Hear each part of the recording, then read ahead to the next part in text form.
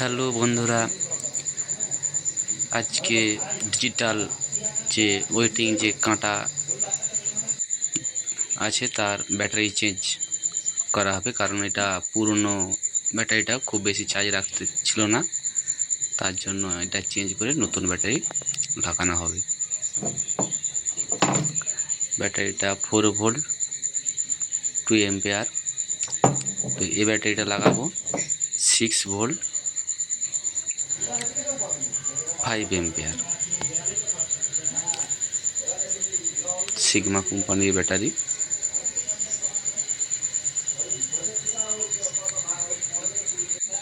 যাক, আমাদের battery change করা হয়ে গেছে, তো চালু করে দেব। ওকে।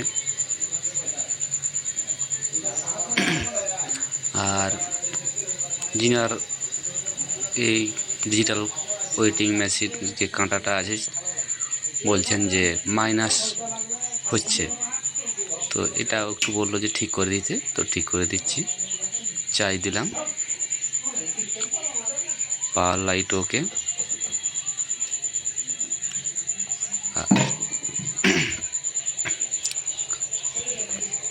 বাকিটা দেখে নিচ্ছি।